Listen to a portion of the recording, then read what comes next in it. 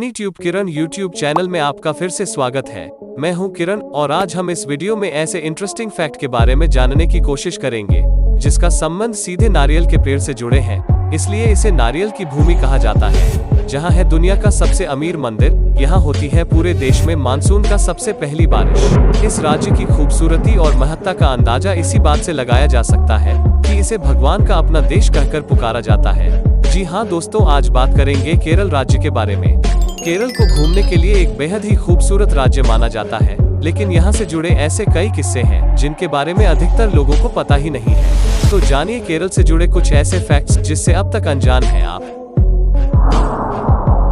केरल भारत के सबसे खूबसूरत राज्यों में से एक है, जो अपने लोकप्रिय हिल स्टेशन, शानदार बैकवाटर, नारियल के पेड़ और हरे भरे चाय के बागानों, कला और संस्कृति और बहुत कुछ के साथ पर्यटकों का ध्यान आकर्षित करता है। यह दक्षिण भारतीय राज्य में अपने समृद्ध इतिहास और संस्कृति के लिए भी जाना जाता है। केरल शब्द का अर्थ है नारियल की भूमि। जब आप केरल में होती हैं तो आपको रास्ते में कई नारियल के पेड़ देखने को मिलेंगे।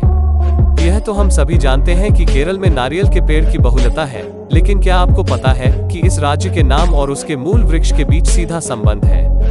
केरल की भाषा मलयालम में केरा शब्द का अर्थ है नारियल का पेड़ और आलम का अर्थ भूमि होता है। केरलम यानी नारियल की भूमि के रूप में जाना जाता है। केरल में मसालों के बड़े बड़े बाग हैं, इसलिए इसे मसालों का बगीचा भी कहा जाता है। केरल जनसंख्या के मामले में भारत का 22वां सबसे बड़ा राज्य है। यह इंडिया के 10वां सबसे बड़ी इकोनॉमी है। नॉमिनल जीडीपी के हिसाब से केरल राज्य की जीडीपी है 110 बिलियन US डॉलर्स। आपको बता दें कि केरला में 90% लोगों के पास उनकी खुद की जमीन है और उसी जमीन पर उनके घर भी है।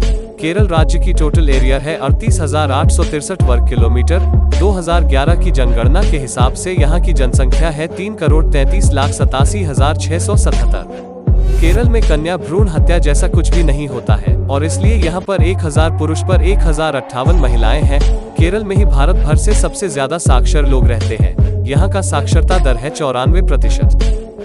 दोस्तों, केरल में ही है दुनिया का सबसे अमीर मंदिर। तिरुवनंतपुरम में पद्मनाभ स्वामी मंदिर दुनिया भर में सबसे अमीर मंदिर होने के लिए जाना जाता है। इस हिंदू मंदिर के पास अकूत संपत्ति है।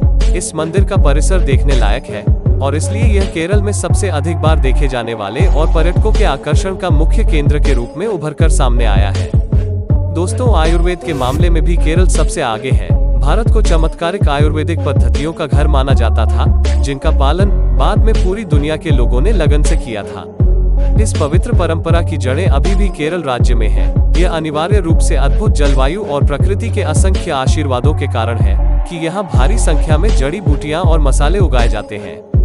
दोस्तों, हम सभी को बारिश पसंद है, लेकिन क्या आप जानते हैं कि मानसून की पहली बारिश हमेशा केरल राज्य में होती है, जो पूरे देश में मौसम के आगमन का संकेत देती है। जून के पहले सप्ताह के दौरान दक्षिण भारत के इस क्षेत्र में बारिश शुरू हो जाती है। इसके अलावा इस समय के दौरान यहाँ की प्राकृतिक खूबसूरती व हरियाली बस देखते ही बनती है।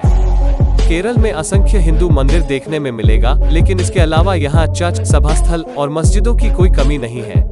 वास्तव में यह केरल में ही है जहाँ भारत का पहला चर्च और मस्जिद था। चेरामन जुमा मस्जिद नाम की पहली मस्जिद मलिक दीनार द्वारा 629 ईस्वी में स्थापित की गई थी।